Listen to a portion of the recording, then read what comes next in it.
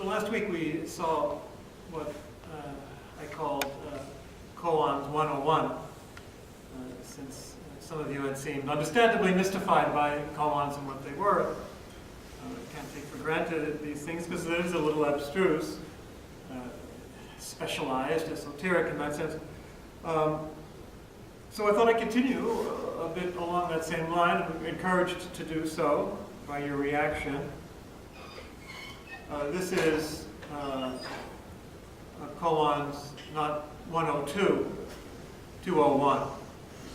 So if it's a little too much or a little too far, well, you'll let me know too. But I mentioned before that even traditionally there are various kinds of koans, which, as I said, that book Zen Koan goes into more, which I didn't think we needed to explore too much now. It's fairly advanced. On the other hand, there is kind of a fundamental division, a traditional division, giving a slant on koans, which might be helpful. It's based really on the fundamental assertion of the Heart Sutra, which is emptiness is form and form is emptiness. The absolute and relative and absolute are one. They're together, in experience, inseparable. They are two definite dimensions, but one experience. But because they are one, dimensions of a one experience, you can get a different slant, a different prismatic emphasis in the koans themselves to help see one or the other dimension or their interrelationship. So, and this is based on the Mahayana philosophy, if you will, obviously based on experience, but I mean the great philosopher Nagarjuna, with his Madhyamika, as it's called, school in the 3rd century, roughly, put forth that very proposition, and you see that in the koan about his own enlightenment in the Goroku. And so it's also based on another Mahayana sutra which you see in the Sandokai, which is the identity of relative and absolute. There it is again. The identity, inseparability, in the experience of conceptually distinct but not really distinct, the relative and absolute. So we're going to look at the first few koans of the collection I mentioned last week, which is the most accessible, the Mumonkan, that 12th century compilation by Mumon. It means gateless gate or no gate. Because to my way of thinking or experiencing, the first few ones illustrate these different prismatic, different emphases of the one experience. Now, it's based too, not on what I've already said, but on a famous presentation of this, based on the Sandokai, later by the Chinese Tongshan, in which he differentiated the five prismatic emphases, 5 different emphases. This is a little tricky because even the formulation of it, as the documents show and as the masters indicate in their own time in literature, it's not always clear what the best way to refer to it is, these different 5 ways, but it's clear enough to put it this way. There's the absolute, there's the relative within the absolute within the relative, and both clearly together. That's all one experience, and it's just kind of a little shift in emphasis, one to another. It's still basically the same kind of thing, but the koans themselves illustrate these different emphases or perspectives. Now, I'm doing this, based on my own experience and study, but it may be that traditionally or certain teachers would disagree and say, well, no, I think this koan emphasizes more this perspective than that perspective. And that's fine. It's kind of like scripture. Fathers of the church and scholars, they don't say, well, this scripture means that, this koan means that. You could take a different perspective, and it's not wrong. So very similar. That with texts like these, you can no one has to agree on the exact interpretation and the exact approach. So for what it's worth, I'll give you a few indications if we have time tonight to do all five, just as an example. Now, the greatest commentator, arguably the most famous on the Momonkan, is Zenke Shibayama, which is an edition which you can still get. He was a Japanese master in the 20th century. He's dead now, but his commentary is by far the best on the Momonkan. But he says this on the second column, which you're going to see in a moment, but he gives this general observation as well. By the way, the second koan, as we'll see, is called a nanto koan, which means difficult of passage, difficult to get through.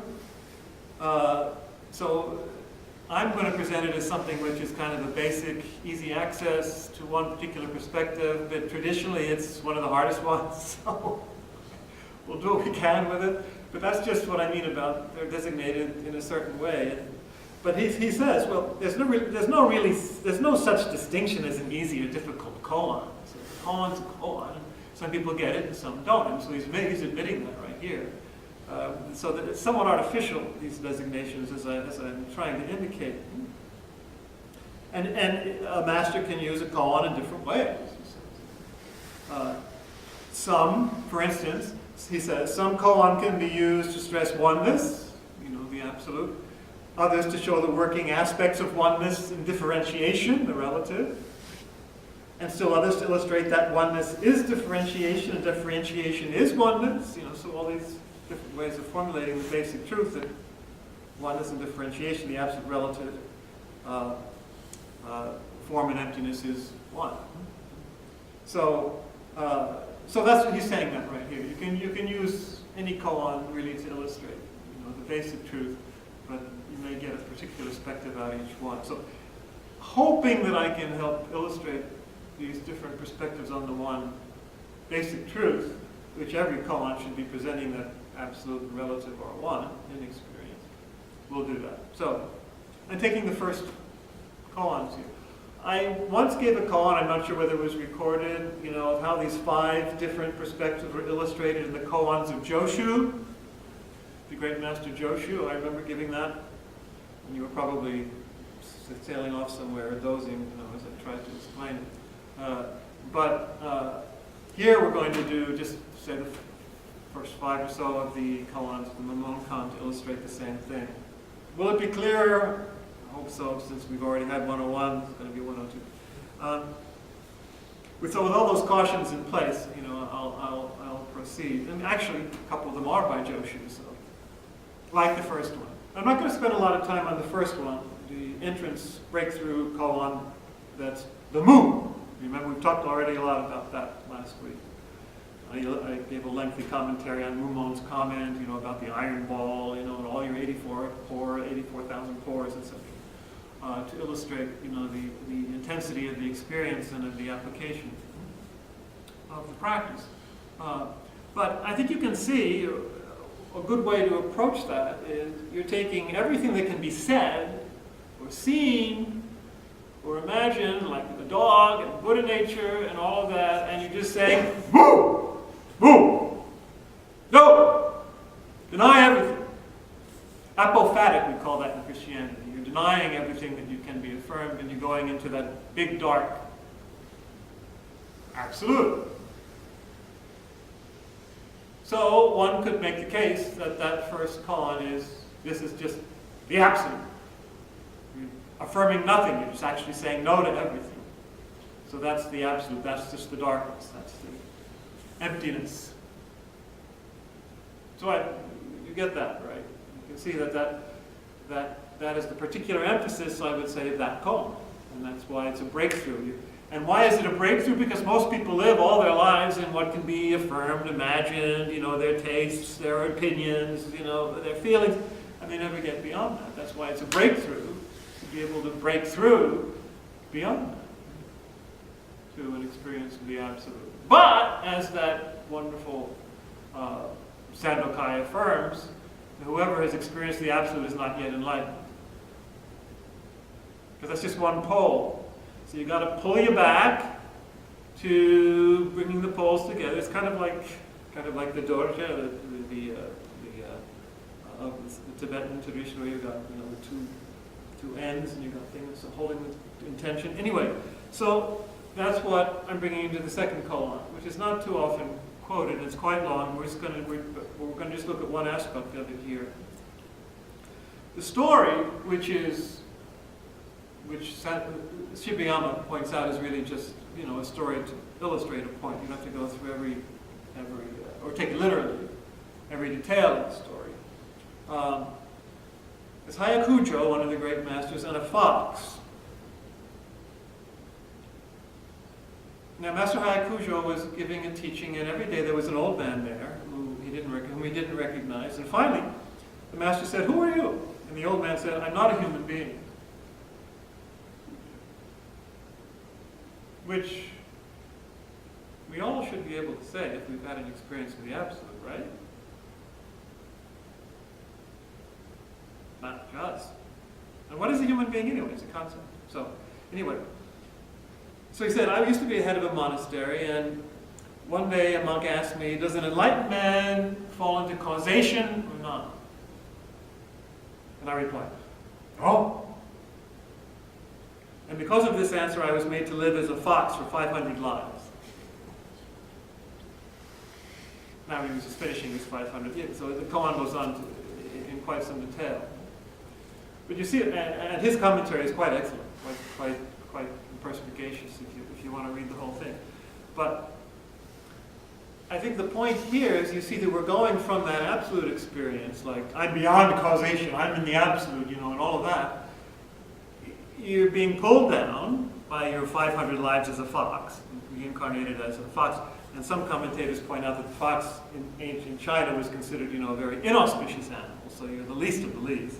It's like being reincarnated as a fly or something. And so he had to learn that lesson. That it's also about the relative. That it's the here and now of your actual concrete circumstance. That is the gateway. There's no gate if you're right there. And the relative is not a gate that you have to pass through. The relative is it. Absolute and relative together. So, if you live as a fox, then you're entirely happy as a fox. And he said he did live his life, as happy to live his life as a fox. I think he actually says that at the end. The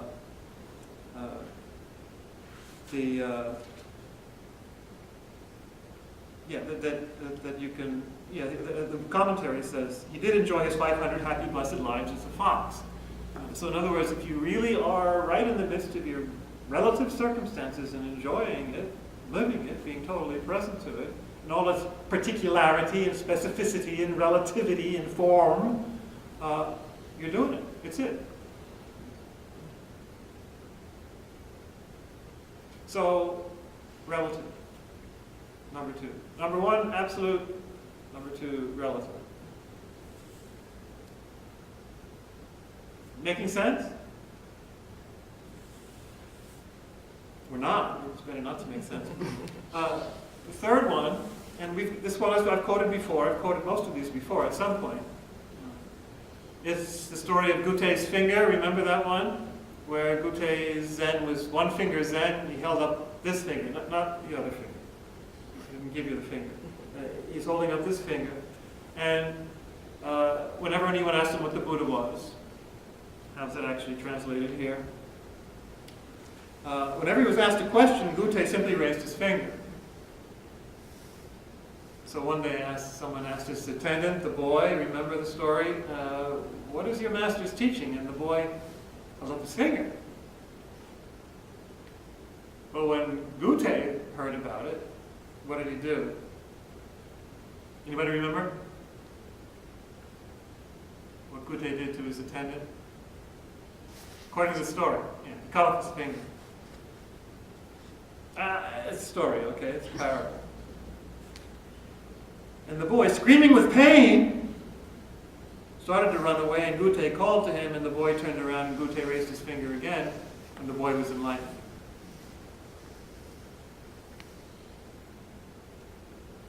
Why? Because before, when the boy was raising his particular form of a finger, it meant nothing. It was no insight at all. But when he was cut off and he felt in all its intensity that pain, and Gute raised his finger then he knew. Then it was the intensity of the experience. It was all those 84,000 pores in the pain, and in the midst of that particularity, he caught everything.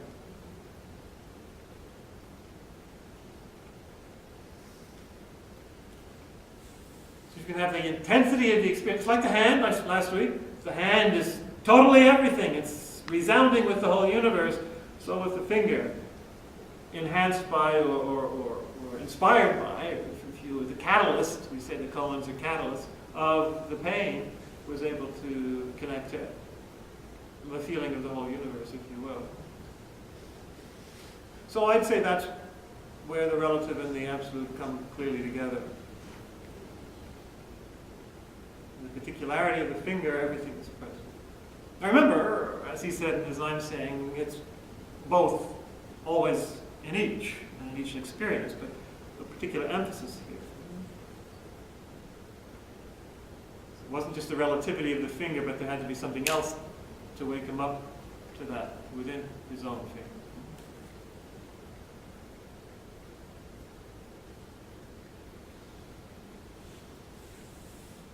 The fourth one I've given a koan before as well, where it's called the barbarian's beard.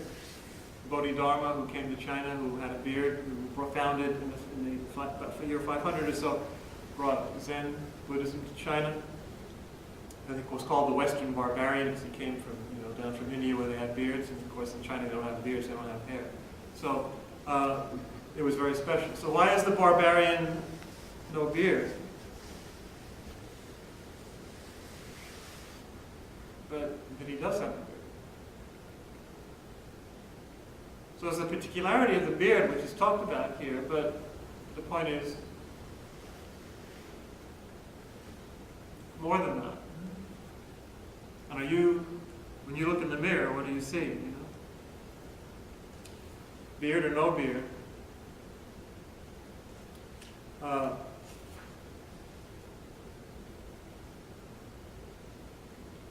you're going through the particularity to the essence. Beyond the beard or no beard, but to the barbarian, the Buddha, which all of us are. So here the relative is being swept up into the absolute.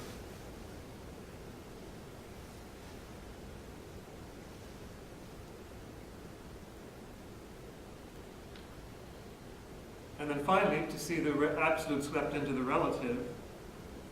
And remember, these are just slight shifts of emphasis. And you can argue about a particular interpretation, but the experience should be the same, basically. Not entirely, because you have a little shift in perception. I skipped to the sixth one for a reason I'll say in a minute. And this is the famous Buddha holds up a flower. I'm sure I've mentioned this one before. It's one of the most famous koans. The world-honored one, the Buddha himself, was at Vulture Peak. I've been there. We're used to in India, where he gave a lot of his sermons. And this is for handing on his Dharma transmission. He was there to give a talk, but all he did was hold up a flower. A rose. Who told you to get roses today? So there's the rose. He simply held up the rose. And they were all silent, didn't know what to make of it. Except for Kashyapa, his disciple, who smiled. And the Buddha said, I now hand on my tradition to Kashyapa. Because he got it. Just the flower. The absolute is subsumed in the relative, just the flower. But the absolute is there. That's why Kashyapa smiled, and why the Buddha gave him the transmission.